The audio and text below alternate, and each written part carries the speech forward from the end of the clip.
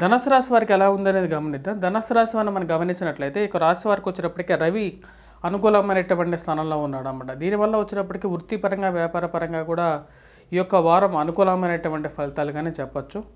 ధన సంబంధితమైన విషయాల్లో కొద్దిగా ఖర్చు అనేది ఎక్కువగా ఉంటుంది ఇక రాశి వారికి, ధనుసు రాశి వారికి.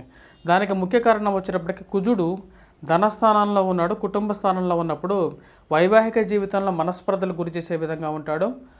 ప్రేమ సంబంధితమైన విషయాల్లో కానీ మీరు మాట్లాడేటప్పుడు కానీ తగు జాగ్రత్తలు అనేవి తీసుకొని మాట్లాడుతూ ఉంటే అనుకూలమైనటువంటి ఫలితాలు పొందగలుగుతారు.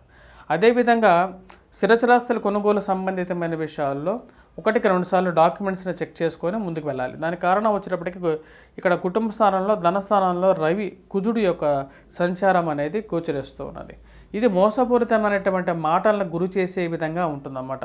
అదేవిధంగా ఇక రాశి వారికి తృతీయంలో ఉన్నటువంటి రవి శని ఇద్దరు యోగకారకులు.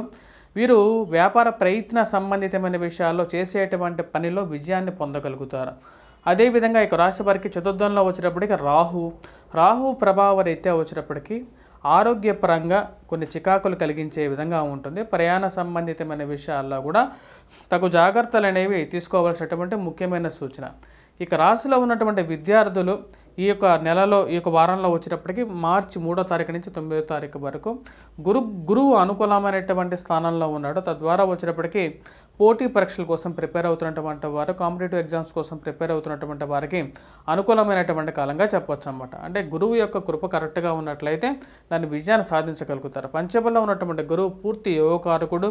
వీరికి ఉద్యోగ ప్రయత్న సంబంధితమైన విషయాల్లో అనుకూలంగా ఉంటుంది. నూతన ఉద్యోగ ప్రయత్న సంబంధితమైన విషయాల్లో అనుకూలించేటువంటి స్థితి రవి ఉన్నాడు అన్నమాట. తృతీయంలో ఉన్నటువంటి రవి వచ్చేటప్పటికి సంఘంలో గౌరవము గుర్తింపుతో పాటు నూతన ఉద్యోగ ప్రయత్నాల్లో కూడా అనుకూలతను ఇవ్వగలుగుతాడు. ఒక విషయంలో అయితే ఎటువంటి సందేహం లేదు. మరి వాటితో పాటు ఇక రాశి వారికి వచ్చేటప్పటికి రవి యొక్క అనుకూలత అలాగే గురువు యొక్క అనుకూలత కలిసి వచ్చే విధంగా ఉందన్నమాట. ఈ యొక్క వారం చెప్పాలంటే వీరు ఎక్కడన్నా వేరే ప్రయత్నాల్లో వేరే చోట ఉద్యోగం ప్రయత్నం చేసినా సరే వీళ్ళకి ఓపెన్ ఆఫర్ లాగానే ఒక పాజిటివ్ ఇంపాక్ట్తోనే వీరికి పిలవటం అనేది జరుగుతుంది ఉద్యోగంలోకి. అదేవిధంగా వీరికి వచ్చేటప్పటికి సన్మానాలు జరగటం అలాగే ప్రమోషన్స్ రావటం అనేది జరగటం అనేది ఈ యొక్క వారంలో అంటే ఈ రవి యొక్క స్థానాన్ని బట్టేసేసి వారంలో అనుకూలమైనటువంటి ఫలితంగా ఉంది. వాటి గురించి స్థానచలనాన్ని గురించి అంటే నూతన ట్రాన్స్ఫర్స్ గురించి కానీ లేకుండా ఉంటే విదేశాల ప్రయత్నాల గురించి కానీ ప్రయత్నం చేసినట్లయితే రవి యొక్క అనుకూల రీత్యా వీరికి ప్రయాణం అనేది జరగడానికి ఆస్కారం అనేది గోచరిస్తూ ఉన్నది రవి అనుకూలమైనటువంటి గ్రహస్థితి రీత్యా. విద్యార్థులు అయితే మటుకు విద్యార్థులకి చాలా అనుకూలమైనటువంటి కాలంగా ఉంది. మాట్లాడేటప్పుడు ఇక రాశివారు ఇరుగు పొరుగు సఖ్యత విషయంలో ఎదుటి వారితో మాట్లాడేటప్పుడు కొంచెం జాగ్రత్తగా మాట్లాడాల్సినటువంటి ముఖ్యమైన సూచన. ఖర్చు పెట్టేటప్పుడు కూడా వీరు వచ్చేటప్పటికి కొంచెం జాగ్రత్తగా ఖర్చు పెట్టవలసినటువంటి ముఖ్యమైనటువంటి సూచనగా చెప్పడం జరుగుతుందన్నమాట. ఓవరాల్గా వచ్చేటప్పటికి ఈ వారం ధనుసు రాశి వారికి వచ్చేటప్పటికి అనుకూలమైనటువంటి ఫలితాలుగానే గోచరిస్తూ ఉన్నది. మరి ఈ యొక్క వారం ఈ యొక్క రాశి వారు వచ్చేటప్పటికి చేసుకోవాల్సినటువంటి పరిహారాల గురించి మనం మాట్లాడదాం. ఈ రాశి వారికి వచ్చేటప్పటికి కుజుడు ధనస్థానంలో ఉన్నప్పుడు యోగ్యాన్ని ఇవ్వట్లేదు కాబట్టి వీరు చేసుకోవాల్సినటువంటి పరిహారం వచ్చేటప్పటికి కుజగ్రహ ఆరాధన చేసుకోవాలి. అలాగే సింధూరాన్ని ధరించినట్లయితే అనుకూలమైనటువంటి ఫలితం పొందగలుగుతారు.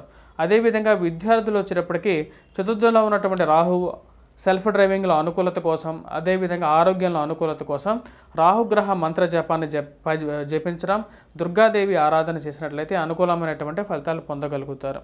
ఉద్యోగంలో స్థిరత్వాన్ని పొందడం కోసం వీరు ముఖ్యంగా పూజించవలసింది వచ్చేటప్పటికి వినాయకుడిని ఆరాధించినట్లయితే మంచి అనుకూలమైనటువంటి ఫలితాలు పొందగలుగుతారు. స్వస్తి. Please do subscribe and share.